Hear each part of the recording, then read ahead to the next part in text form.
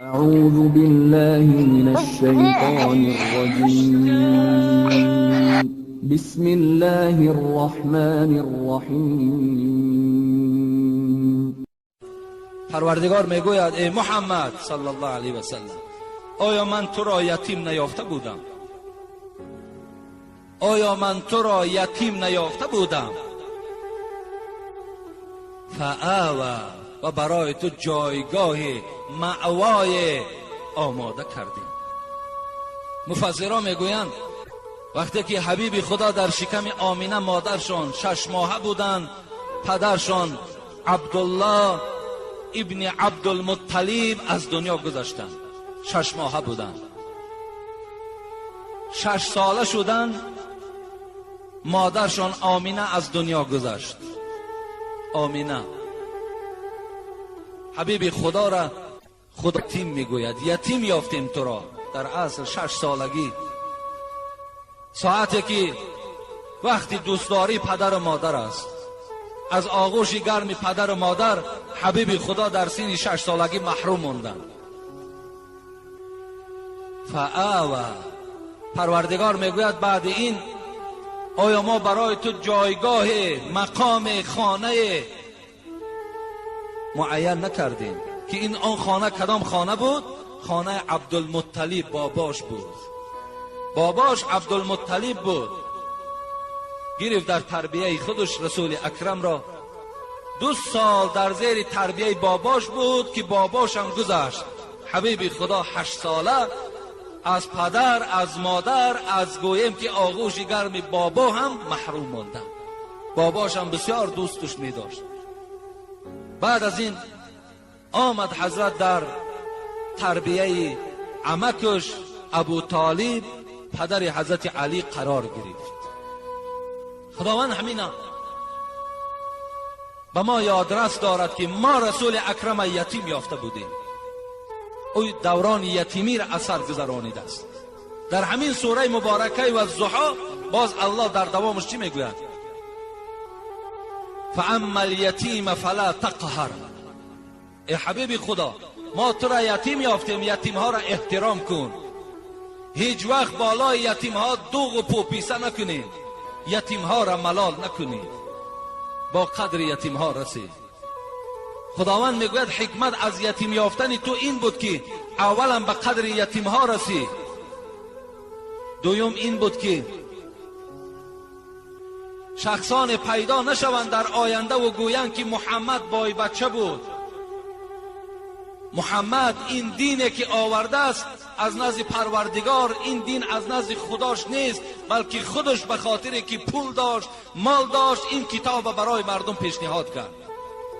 الله میگه حکمت انامین بود که تا که امروز عاجز آیند، کسی گوید که از پیش خودش کرد، ما میگیم خواهی دولت نداشت. اگر گویم پدرش کرد، میگیم پدرش بیچاره یک آدم فقیر حالت گذاشت که رسول اکرم ندیده بود. این معجزه است، این قدرت الله است که ما تو را یتیم یافته بودیم. به این خاطر که تا که دشمنهای اسلام زمان نشود گوید که این دین دینی از پیش ساخته، دینی آدم ساختگی است. لیکن حکمت اولش انامین بود که تو یتیم ها را احترام کن، بالای یتیم ها دوغ و پوپیسه نکن. حبیب خدا میگوید خیر بیت فی المسلمین بیت فیه یتیم یحسن الیه. بهترین خانه حبیب خدا گفت انعمون خانه هست که در او یتیم بچه زندگی میکند و وی مثل فرزندهاش حقوق دارد، احترام دارد. در خانه بسیاری از شما یتیم ها وجود دارد، از پدر و مادر محروم شدن، چه از اولادتان باشد چه از یگان گویم که یتیم خانه گرفته تربیت دارین. حبیب خدا گفت خانه های شما بهترین خانه هست، با برکترین و با فیضترین خانه هست که در او خانه یتیم وجود دارد، لیکن مثل بچه و دخترهاش قدر و قیمت دارد، احترامش میکنند. و شر بیت فی المسلمین بیت فیه یتیم یساء الیه.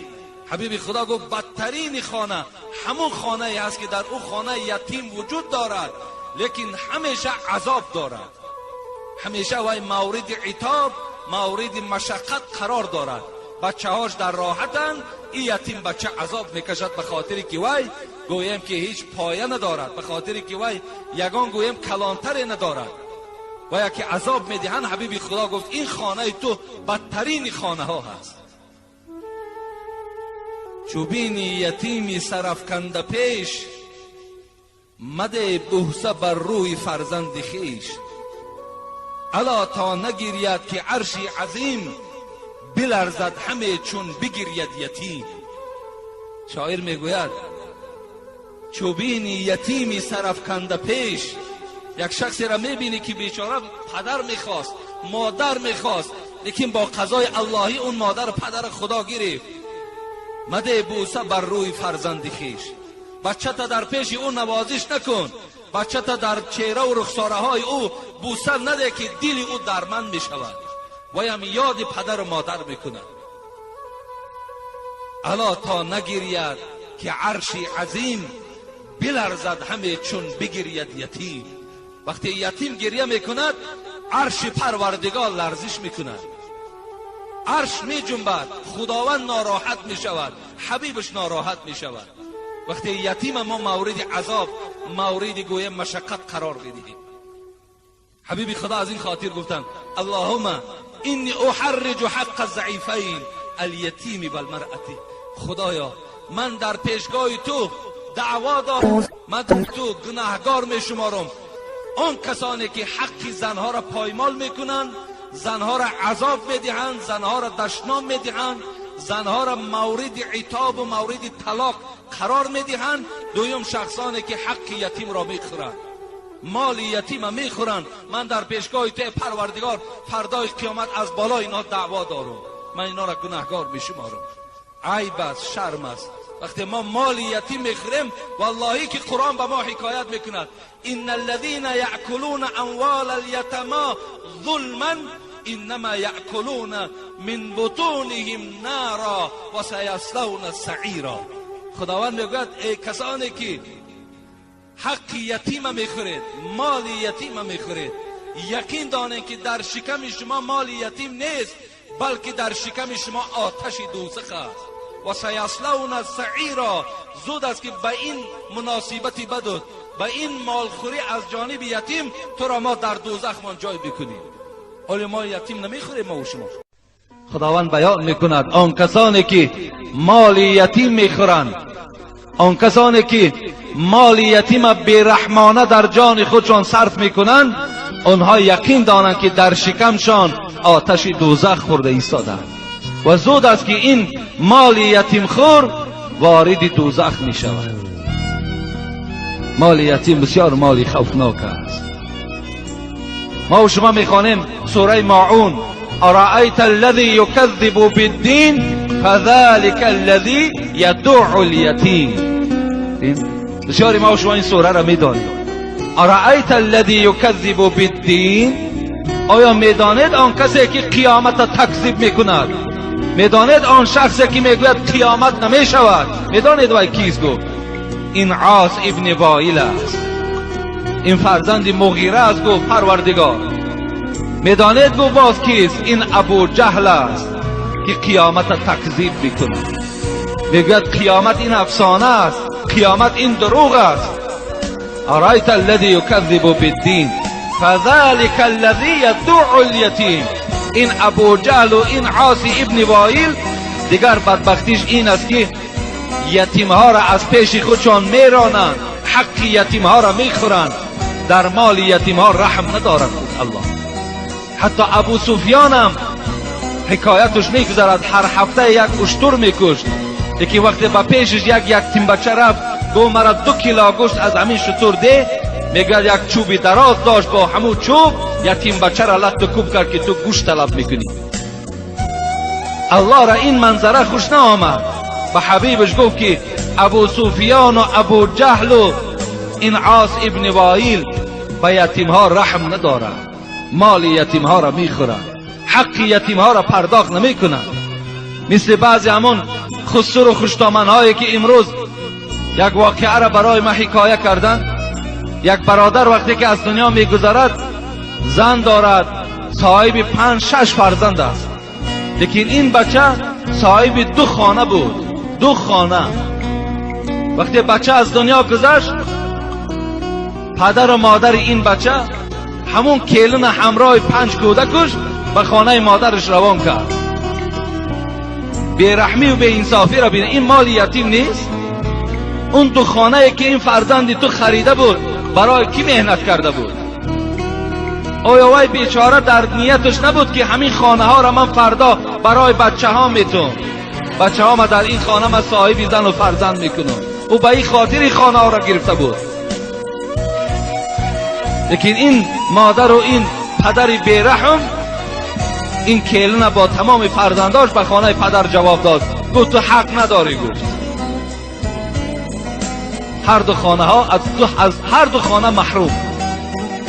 یکی دیگرش میگوید یک خانه را داد و این خانه دیگر را خودشان گرفتن. حالا که این باید تریکه شود، این مال فرزند است، در اونجا حق تو هم میرسد، لیکن حق فرزندا در او خانه هم وجود دارد، حق یتیم است. اینا دا کمتر رحم کنیم، کمتر انصاف مانا بیدار کنیم.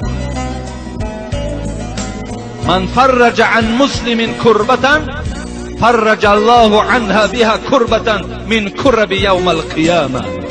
حبیب خدا میگوید اگر کدام مرد در دنیا یک مشکلات از گردن یک برادر مشکلاتش میبردارد، من فرج کربتا، کسی که اگر در دنیا از گردن یک برادرش یک مشکلات میبردارد، نمیخواهد که این برادر در این مشکلات گرفتار شود، پیغمبر خدا گفتند فرج الله عنه بها کربتا من کرب یوم القیامه. پروردگار آن مشکلات هایی که در قیامت شما دارید، خداوند همه مشکلات های شما را در قیامت دور میکنه. اگر تو در دنیا مشکلات هایی که بالای برادراتان میآید دور سازید، باید ما غمخوار باشیم، ما باید رحم با یکدیگر داشته باشیم. و ما سوره حجرات میخوانیم انما المؤمنون اخوتون، برادرها با یکدیگر دوست هستید، شما با یکدیگر برادر هستید. ای مردمی که نابسته در کدام کوچه و در کدام شهر زندگی میکنید، ایمانی بر خدا داری، تو با یکدیگر برادر هستید. باید ما برادر یکدیگر باشیم، غمخوار یکدیگر باشیم. من لم یرحم الناس لم یرحمه الله. حبیب خدا حدیثای مبارک است، حدیثای صحیح روایت می شود. کسی که به مردم خدا رحم نمی کند، الله به او رحم ندارد. شما خودتان تصور کنید، یکی از زمین خوردن مال یتیم همون روزی سرتخته نیست؟ ترکه مال او ناکرده ما علک گاوی او را ضبط میکنیم. ترکه مال ناشیده است. او حق همون فرزنداش بود، اول حق اونا را جدا کردن در کار بود. کنی همون گوشت گاو به ما میرسه یا نمیرسه، اول باید جدا کردن ضرور بود. اینا را حلال نمیگویم. در مسئله یتیم بسیار هوشیار باشیم. مالهای یتیم ما و شما باید حلا و تاراج نکنیم، بیرحمی در مال یتیم نداشته باشیم. مقصد از اون الم یجدک یتیما فآوی این بود که ای حبیبی خدا ما تو را یتیم یافتیم، برای تو جایگاه مأوای، یعنی جای تربیه‌ای که خانه بابات و خانه عمکت بود برای تو اختیار کردیم، برای تو دادیم. لیکن در برابر این در دوام آیت فاما الیتیم فلا تقهر میگوید خداوند، بالای یتیم شما قهر نکنید، مال یتیم شما تله و تاراج نکنید، یتیم ها را سیاست نکنید.